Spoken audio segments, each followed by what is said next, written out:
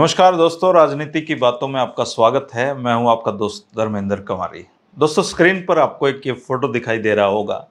ये बहुत rare photo है और इस फोटो में जो चौधरी बंसीलाल हैं वो एक जीप में बैठे हुए हैं। हथकड़ी उनको लगाई गई है और ये फोटो उस समय का है जिस दिन उनको गिरफ्तार किया गया। इमरजेंसी के खलनायक के रूप में बहुत सारे मुकदमे उन पर बनाए गए और उनको गिरफ्तार करके भिवानी की अदालत में पेश किया गया। ये फोटो उस दिन का है। इंडियन एक्सप्रेस में ये फोटो छपा था। इसके अलावा एक और फोटो आप ये देखिए, ये रेयर फोटो है। शायद आप में से बहुत सारे दोस्तों ने इस फोटो को इससे पहले कभी नहीं देखा होगा। ये फोटो उस समय का है जब चौधरी बंसीलाल को भिवानी की अदालत में पेश किया जा रहा था। ले जाने के लिए पुलिसकर्मी थे। आप गौर से देखेंगे तो इसमें हथकड़ी आपको लगी हुई दिखाई देगी। और ये फोटो और पीछे जो पुलिसकर्मी हैं वो लोगों को रोकने की कोशिश कर रहे हैं। ये उस समय का ये फोटो है। और आज का जो वीडियो दोस्तों, ये इमरजेंसी में चौधरी बंसीलाल के साथ जो उसके बाद हुआ और उनकी जो गिरफ्तारियां थी, उनके ऊपर जो कार्रवाई थी, आज ये वीडियो उसके बारे में है। वीडियो देखने से पहले मैं आपसे एक आग्रह करूंगा कि चौधरी बंसीलाल जी की गिरफ्तारी के संबंध में बहुत सारी कहानियां हरियाणा में प्रचलित हैं। लगभग हर आदमी इस बारे में थोड़ा बहुत जानता है। सुनी सुनाई हो सकती हैं, देखी दिखाई हो सकती हैं और उस समय के उनके अपने अनुभव हो सकते हैं। तो जो वीडियो में छूटे आप जरूर कमेंट करके इस बारे में दूसरों को भी अवगत करवाएं। और ये जो राजनीतिक बातें हैं, ये सबका साझी कोशिश हमारी होनी चाहिए, क्योंकि जो उस दौर के लोग हैं, उस दौर के लोगों को उस बारे में ज़्यादा जानकारियां हैं। तो आप जरूर लिखें। खुद ना लिख सकते हो तो अपने पोते पोतियों से लिखवा सकते हैं, किसी बेटे से लिखवा सकते हैं अपने, जो जानकारी रखता हो। लेकिन आप अपने अनुभव कमेंट बॉक्स में जरूर लिखा करें। सारे कमेंट्स में पढ़ता हूं और उनको पढ़ के मेरा खुद का ज्ञान बढ़ता है। खैर, अब बात करते हैं चौधरी बंसीलाल जी की गिरफ्तारी की। 21 जून 1977 को हरियाणा प्रदेश के मुख्यमंत्री की कमान आ गई थी चौधरी देवीलाल के पास। चौधरी देवीलाल के पास कमान आते ही उन्होंने जो पहला दौरा अपना किया था वो भिवानी का किया था। और इसी के साथ जो चौधरी देवीलाल को उस समय लोग जानते हैं, ये तय हो गया था कि अब बंसीलाल जी की खैर नहीं है। क्योंकि बंसीलाल जी ने इमरजेंसी के दौरान हरियाणा में जो काम किए, वो काम उनके अच्छे कामों पर आज भी एक बदनुमा दाग की तरह हैं। बंसीलाल जी को इमरजेंसी के खलनायकों के रूप में हमेशा जाना जाता रहेगा।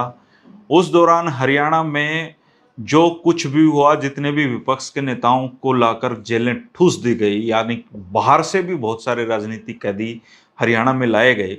इवन जयप्रकाश नारायण जी को चंडीगढ़ पीजीआई में रखा गया और वो उनकी तबीयत चूंकि खराब थी। उस दौर की भी मैं एक दो बातें आज वीडियो में शामिल करूंगा। लेकिन सबसे पहले मैं आपको इस सवाल का जवाब देना चाहता हूं कि उस दिन बंसीलाल जी कहां थे। अब बंसीलाल जी ने तो कभी इस बारे में बताया नहीं, वो हमेशा इस तरह के सवालों पे चुप्पी ओढ़े रखते थे। लेकिन इतना तो तय था कि इमरजेंसी लगाने का जो फैसला था उसमें बंसीलाल जी पूरी तरीके से इंदिरा गांधी जी से सहमत थे। और सहमति नहीं, वो उनके फैसलों को भी आंख मूंद कर लागू करवाने की फिराक में थे, कोशिश कर रहे थे और उसका अमली जामा भी पहनाए रहे थे। और इसलिए तो हरियाणा की जेलें बाहर के राजनीतिक कैदियों को लाकर ठूस दिया गया यहाँ पे। यानी कि बंसीलाल जी पूरी तरीके से अवेयर थे और इसकी तैयारी की हुई थी कि कैसे इमरजेंसी लगेगी और फिर उसके बाद हरियाणा की जेलों का उपयोग किया जाएगा। लेकिन चूंकि बंसीलाल जी अब इस दुनिया में नहीं है, लेकिन उनकी एक किताब लिखी गई है उन पर, और वो उनकी बेटी ने वो किताब लिखी है।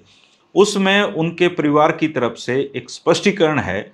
सबसे पहले मैं वो स्पष्टीकरण आपको पढ़कर सुनाना चाहता हूँ। उस स्पष्टीकरण के अनुसार 25 जून 1975 को इमरजेंसी लगाने की जो घोषणा है, जिस समय ये घोषणा हुई, उस समय इस किताब के अनुसार बंसीलाल जी चंडीगढ़ में मुख्यमंत्री निवास पर मौजूद थे।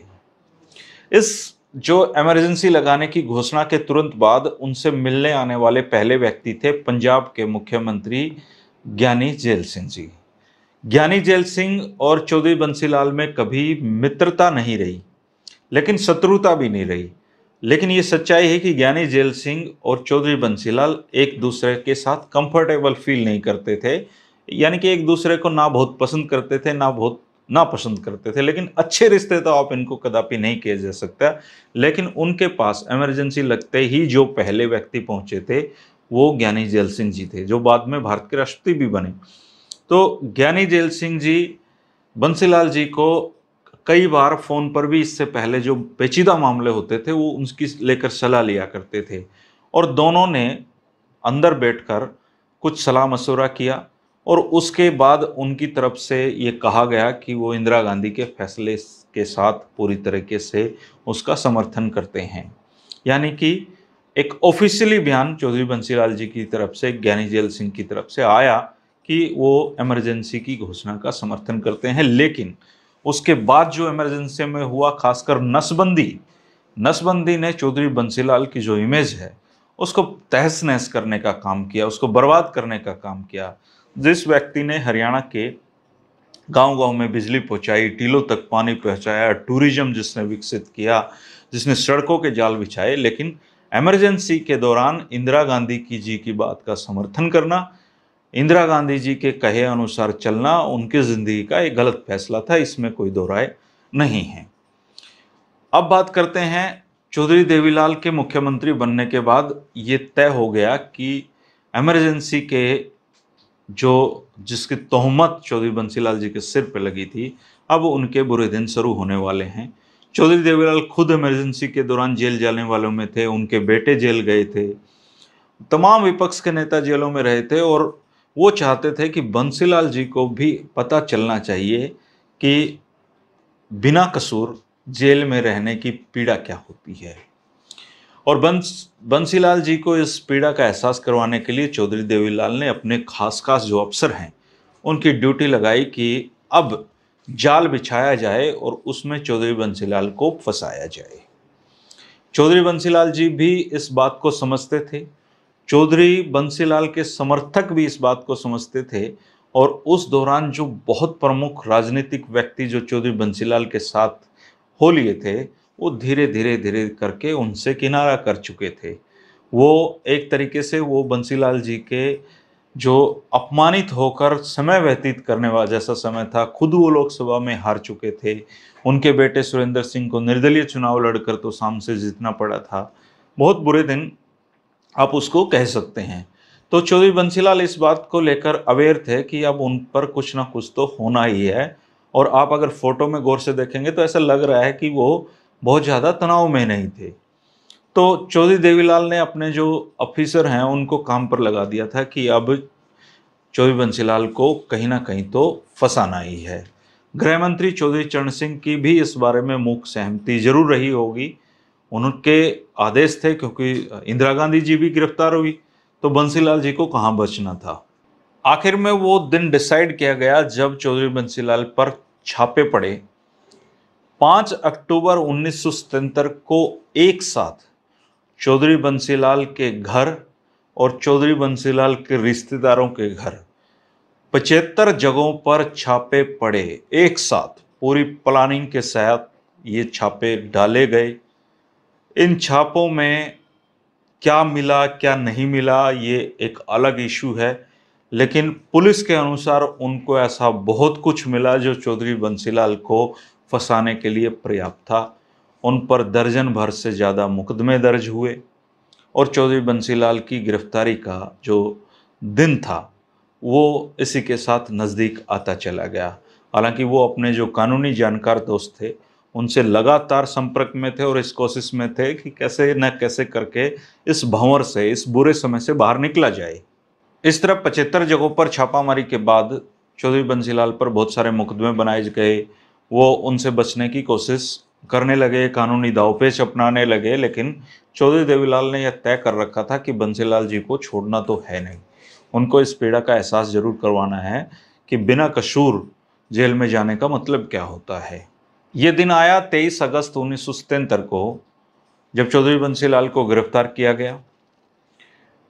बताया जाता है कि उस समय जिला पुलिस अधीक्षक को यह आदेश दे रखे थे चौधरी देवीलाल ने कि बंसीलाल को हथकड़ी जरूर लगानी है, और इसके साथ ही उनको उनके घर से पैदल कोर्ट तक लेकर जाना है।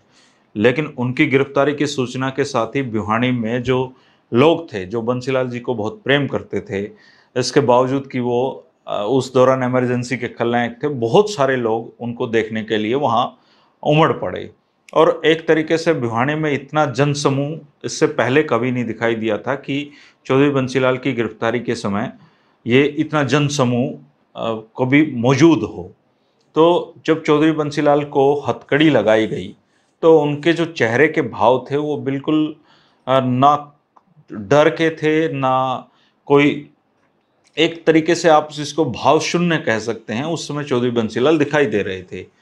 लेकिन उनको कोर्ट पैदल ले जाना एक बहुत बड़े जोखिम का काम था और पुलिस अधीक्षक ने इसको लेकर अपने हाथ खड़े कर दिए। आखिर में फैसला हुआ कि उनको जीप में बिठाकर कोर्ट तक ले जाया जाए। उनको जीप में बिठाकर कोर्ट ले जाया गया। कोर्ट में भी जो उनके समर्थक हैं उन्होंने पूरा धक्का मुक्की तक पुलिस वालों के साथ की और ये एक बहुत तनावग्रस्त माहौल था। उनको जब कोर्ट में पेश किया गया तो दो वकील प्रमुख रूप से थे, उनके बेटे रणबीर सिंह महिंद्रा और एच.एस. भारद्वाज, जो गढ़ी सापला गांव के रहने वाले थे, जहां से चौधरी छोटू राम की जो जन्मस्थली है उसी के थे और भारत के कानून मंत्री भी वो बाद में बने। तो ये जो दो वकील थे प्रमुख तौर पे, इन्होंने दलीलें दी। अब जिस कोर्ट में ये मुकदमा लगा था, जिस सेशन कोर्ट में, उसकी भी कई सारी दिलचस्प कहानियां मैं सुनता आया हूँ। जैसे कि कुछ लोग बताते हैं कि उस समय जो जज साहब थे वो सिगरेट पी रहे थे और उनको देखकर बंसीलाल जी ने कहा कि आप कहाँ बच गए, ऐसे लोग तो मैंने हरियाणा में रहने ही नहीं दिए। तो इस तरह की बातें सुनी सुनाई हैं, इस बारे में कोई प्रामाणिक बातें नहीं हैं। लेकिन जो फैसला था, जो जस्टिस को उनकी ज़मानत अर्जी पर जो सुनवाई करनी थी, उसमें उन्होंने उनको ज़मानत नहीं दी और उनको 14 दिन की न्यायिक हिरासत में भेजने के आदेश दिए। इसके साथ ही इमरजेंसी के जो जांच के लिए आयोग बनाया हुआ था, शाह आयोग, उस उन्होंने भी समन चौधरी बंसीलाल को दे रखे थे और चौधरी बंसीलाल जो थे वो बहुत बुरे दौर का उस समय सामना कर रहे थे। अब इसके साथ में आपको एक दिलचस्प और एक कड़ी है जो इससे जुड़ी हुई कि जिस जज ने चौधरी बंसीलाल को जेल भेजने का फैसला, उनकी जमानत अर्जी नामंजूर की थी और 14 दिन की न्यायिक हिरासत में भेजने का फैसला किया था, वो जज बाद में सिरसा नियुक्त हुए और सिरसा में हाई कोर्ट के एक जज के इंस्पेक्शन के दौरान कुछ युवकों की जमानत उन्होंने गैर जरूरी तरीके से देने का उन पर आरोप लगाया गया जस्टिस के द्वारा और उनको नौकरी से बर्खास्त कर दिया गया। मेरी कोशिश है कि वो जो जज हैं उनको किसी दिन इस आपके सामने लाया जाए और मैं कोशिश कर रहा हूँ, क्योंकि उनकी बिना सहमति के मैं ऐसा नहीं कर सकता हूँ। तो कोशिश पूरी है कि किसी दिन उनसे बात की जाए और अगर ये संभव हुआ तो ज़रूर आप तक एक बहुत उस दौरान जो घटा था उसकी बिल्कुल नवीन जानकारियाँ हम जुटा सकते हैं। तो ये था दोस्तों इमरजेंसी के दौरान चौधरी बंसीलाल की गिरफ्तारी का एक किस्सा। बाद में उनकी ज़मानत हो गई थी, उन्होंने केस लड़े, अधिकतर केस उनके खिलाफ जो थे वो फर्जी पाए गए, उनकी ज़मानतें होती रही, काफ़ी समय उन्होंने, आप ये कह सकते हैं कि कोर्टों के चक्कर काटते रहे वो, और इस चक्कर में उनका काफ़ी समय बर्बाद हुआ। बारडा के पूर्व विधायक नरपेंद्र जो सोरान हैं, उनका एक इंटरव्यू मैंने लिया था तो उसमें उन्होंने बताया कि जो ये दौर चौधरी बंसीलाल का था उस समय उनके रिश्तेदार भी उनका साथ छोड़ गए थे और वो जो बंसीलाल हैं जिसके चारों तरफ भीड़ रहती थी, वो नितांत अकेला जीवन बिता रहे थे और कुछ लोग ही केवल उनके साथ रहते थे। इस दौरान उन्होंने अपने जो सबसे बड़े प्रतिद्वंदी थे भिवानी जिले में, अतर सिंह मांडी, जो नरपेंद्र सोरान जी के पिता थे, जिन्होंने ताउम्र चौधरी बंसीलाल की एंटी राजनीति की, उनके साथ भी राजनीतिक समझौता किया, उनके साथ भी मित्रता की और उनको अपने साथ मिलाया। तो ये एक दौर था उस समय का। और जब चौधरी बंसीलाल इन चीज़ों से मुक्त हुए तो उसके बाद फिर से उनके अच्छे दिन आए और उन्होंने फिर से मुख्यमंत्री की कुर्सी हरियाणा प्रदेश की संभाली। उसके बाद उन्होंने अलग पार्टी बनाई, वो समय अनुसार हम उस पर बातचीत करते रहेंगे। जयप्रकाश नारायण जी चंडीगढ़ पीजीआई में पुलिस की देखरेख में भर्ती थे, उनका इलाज चल रहा था और जयप्रकाश नारायण जी, आप ये समझ सकते हैं कि इंदिरा गांधी के सबसे बड़े अगर कोई दुश्मन थे तो वो जयप्रकाश नारायण जी थे। और इंदिरा गांधी के उस समय के सबसे बड़े समर्थक थे तो चौधरी बंसीलाल थे, लेकिन एक जमाने में चौधरी बंसीलाल जयप्रकाश नारायण जी के फैन हुआ करते थे। एक बार वो रायपुर में थे और उनको पता चला कि जयप्रकाश नारायण ट्रेन से यहाँ से जा रहे हैं, तो वो उनको देखने के लिए रेलवे स्टेशन तक गए थे। चौधरी बंसीलाल रोज एक डायरी लिखा करते थे, उस डायरी में उन्होंने ये प्रसंग भी लिखा है। और इमरजेंसी के दौरान भी जयप्रकाश नारायण जी की सेहत को लेकर वो बहुत चिंतित रहते थे, और जयप्रकाश नारायण की जो स्वास्थ्य के जो अपडेट है, वो जो उस समय के निदेशक डॉक्टर चुटानी होते थे, उनसे लगातार रोजाना फ़ोन करके वो जयप्रकाश नारायण जी के हेल्थ के बारे में अपडेट लिया करते थे। तो ये चौधरी बंसीलाल के जो व्यक्तित्व है, उनका एक ये अलग पहलू था। आपके पास कोई इस बारे में जानकारी हो तो आप ज़रूर दें दोस्तों, और इस बारे में लिखें। चैनल को सब्सक्राइब नहीं किया तो चैनल को सब्सक्राइब कर लें। हम मिलते रहेंगे रोज़ाना नई नई जानकारियों के साथ। नमस्कार।